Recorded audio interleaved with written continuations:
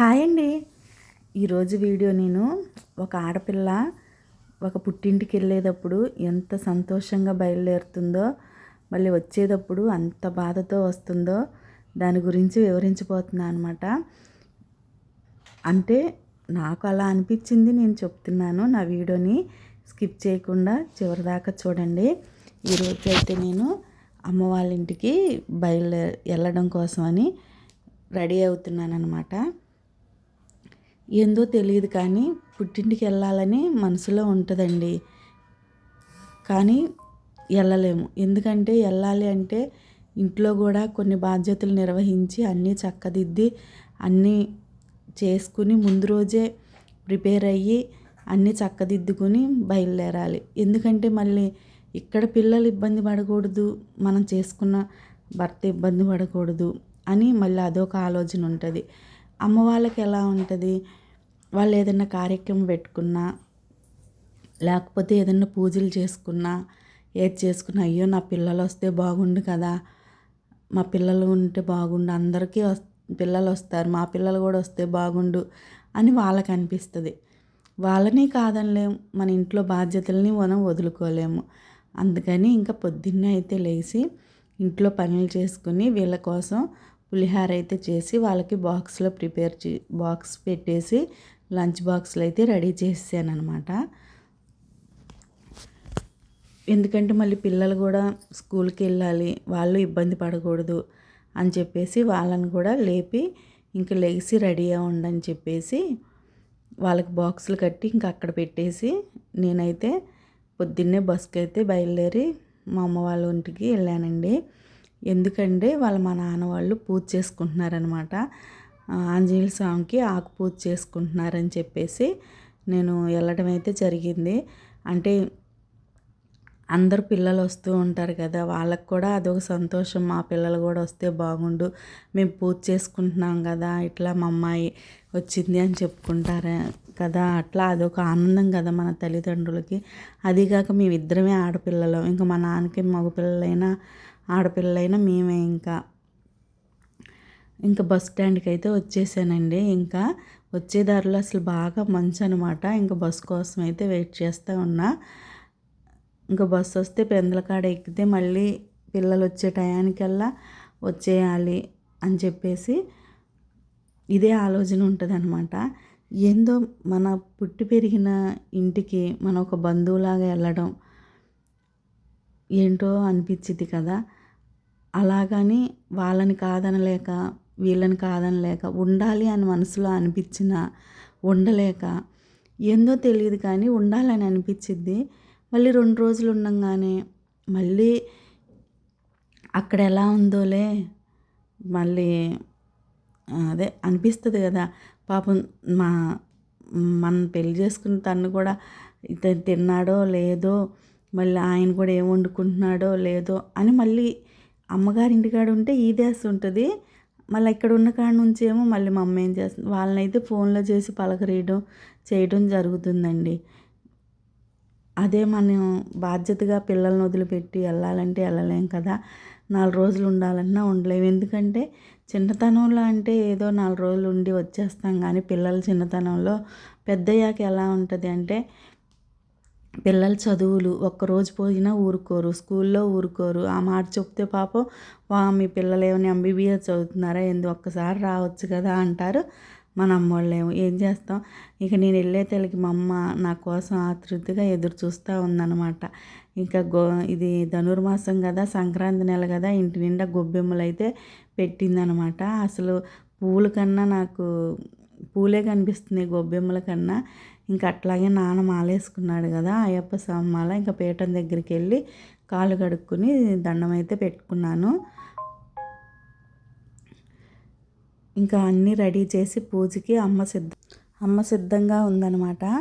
ఇంకెంతలోకి నేనేం టిఫిన్ చేయలేదని చెప్పేసి ఇక మజ్జిగట్లయితే అమ్మ పోషిస్తుంది. అసలు ఫస్ట్ మనల్ని మన ఇంట్లో కన్నా వెళ్ళంగానే అమ్మో నా పిల్ల తినిందో లేదో అని ఆతృత పడేది మన అమ్మే కదా. మన ఇంట్లో ఎవ్వరు ఇప్పుడున్న మన లైఫ్లో మన పిల్లలు మన భర్త వాళ్ళ బిజీలో వాళ్ళు ఉండి ఎవ్వరు అడగపోయినా అమ్మ మాత్రం ఫస్ట్ నువ్వు తిన్నావా అమ్మ అని గబగబా దోశలేసి ఇచ్చింది. ఏంటో తెలియదు కానీ మన ఇంట్లో ఎన్ని తిన్నా అమ్మోళ్ళ ఇంట్లో అసలు ఆ దోశ మా మమ్మేసి నట్టేసి తింటుంటే ఏదో తెలియని ఫీలింగ్ వచ్చిందనమాట. మా చెట్టు జాంకాయ, అలాగే పువ్వులు, ఆ వాతావరణం, ఇంతలోకి మా నాన్న ఊరేగింపుతో అయితే వచ్చాడు. ఒక్కసారిగా నన్ను చూసి అమ్మ పిల్ల వచ్చింది అన్నట్లుగా మా నాన్న చూసిన చూపు అసలు నాకు భలే ఆనందం వేసిందనమాట. మనం చేసే చిన్న చిన్న పనులే వాళ్ళకి ఎంతో సంతోషాన్ని ఇస్తాయి అనిపించింది. ఈరోజు కనుక నేను వెళ్ళకపోతే మా నాన్న బాధపడేవారు, నేను ఇంత పూజ చేసుకుంటుంటే నా పిల్ల రావట్లేదు అని అనుకుంటాడు కదా అనిపించింది. ఇప్పుడు నేను గుడిలో సౌండ్స్ వినిపిస్తుంది చూడండి. ఇంకా ఇక్కడంతా హోమం జరుగుతుందన్నమాట. కళ్యాణం హోమం రాములవారికి మాకు సంవత్సరంలో ధనుర్మాసంలో ఇక్కడ రామకోటోత్సవాలు జరుగుతుంది. ఇంకా ఈ టైంలో రామకోటోత్సవాలు ధనుర్మాసంలో జరుగుతాయి అన్నమాట. మా ఊరు మొత్తం భోజనాలు పెట్టి చాలా అంగరంగ వైభవంగా చేస్తారు రాముల వారికి ఈ ధనుర్మాసంలో. అలాగే అమ్మవాళ్ళు కూడా కళ్యాణం చేపిస్తూ ప్రతి సంవత్సరం పీటల మీద కూర్చొని పూజ చేస్తారు. ఈరోజు ఆంజనేయుల స్వామికి ఆకు పూజ అయితే చేయడం జరిగిందనమాట. అందుకనే ఇవాళ నేను రావడం జరిగింది. అమ్మవాళ్ళు మేము ఇంత పూజ చేసుకుంటున్నాం కదమ్మా, ఆడపిల్లలు లేకపోతే ఎట్లాగో నువ్వు రా అని అమ్మ ఫోన్ చేస్తే సరేలే వాళ్ళ సంతోషం కోసమని బయలుదేరి వచ్చా. ఇది శ్రీరామ అని రాసింది కదా ఈ మందిరం. దీంట్లో రాంకోటి రాసి అందరు బుక్స్ ఇందులో పెడతారనమాట. ఈ పక్కనేమో 108 సార్లు హనుమాన్ చాలీసా అయితే చదివి పూజ చేసి ఒక్కొక్క దానికి ఒక్కొక్క తాంబూలం చదివి పూజ చేస్తున్నారు. హనుమాన్ చాలీసా చదువుతున్నారనమాట 108 సార్లు. ఇటు పక్కేమో ఆకు పూజ జరుగుతుంది.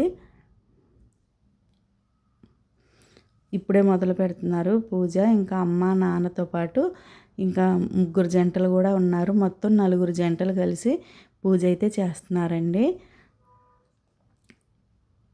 ఏదైనా రాముల వారి కళ్యాణం చేయాలన్నా ఏం చేయాలన్నా అదృష్టం ఉండాలి కదా అని అనిపించింది అనమాట. ఇంకా అమ్మోళ్ళు అయితే పూజ చేస్తున్నారు.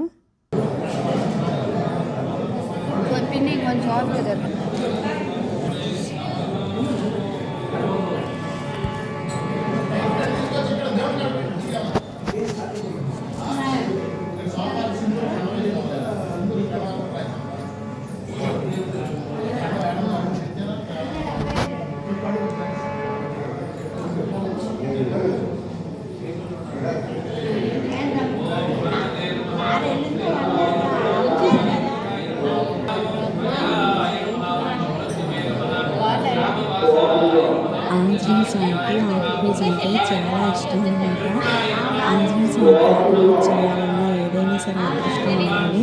ఇంకా సోమవారం పూజ అంతా అయితే ఇట్లా ఆకులతో కంప్లీట్ అయిపోయింది. ఇద్దరిద్దరు కలిసి ఒకసారి అంటే 2 జంటలు కలిసి ఒకసారి, తర్వాత 2 జంటలు కలిసి ఒకసారి అలా చేశారు పూజ. నాన్న అయ్యప్ప స్వామి మాట్లాడింది కదా, వాళ్ళు అదిగాక గురుస్వామి 90 రోజులు మాలోనే ఉంటాడు నాన్న. మళ్ళీ పండగ వెళ్ళిపోయిన తర్వాత కానీ అప్పుడు శబరిమల వెళ్ళి దీక్షా విరమణ చేస్తాడనమాట.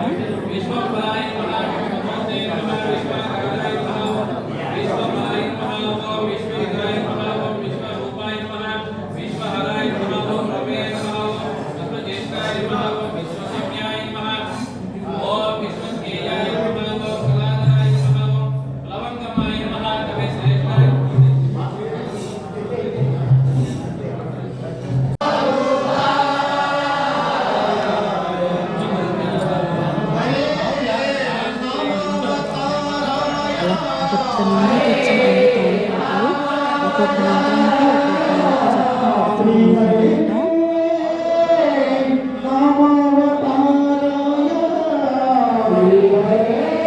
ఇటువైపు అయినా చెప్పాను కదా 108 సార్లు హనుమాన్ చాలీసా అయితే మొదలుపెట్టారు.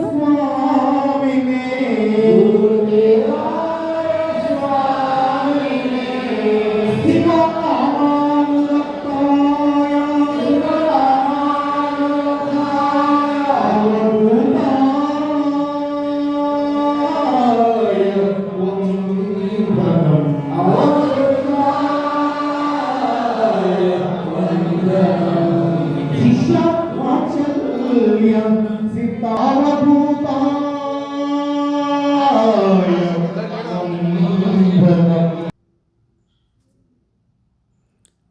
పూజ అంతా అయితే కంప్లీట్ అయిపోయింది. సోమవారికి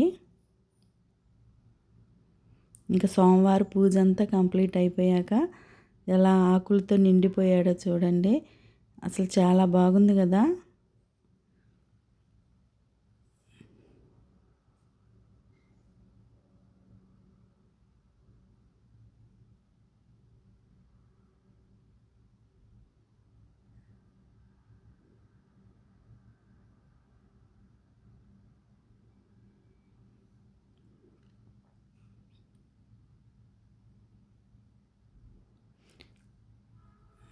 ఇంకా హారతి కూడా ఇచ్చి ఇంకా పూజ అంతా అయితే కంప్లీట్ చేశారనమాట.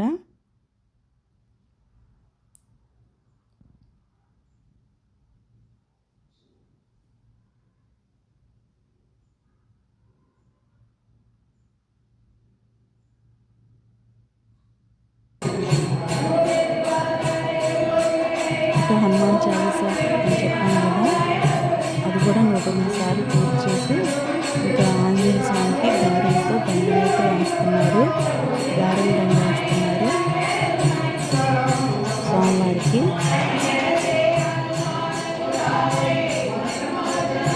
ఆంజనేయ స్వామికి గారెల దండలు కూడా చాలా ఇష్టం ఉంటుంది.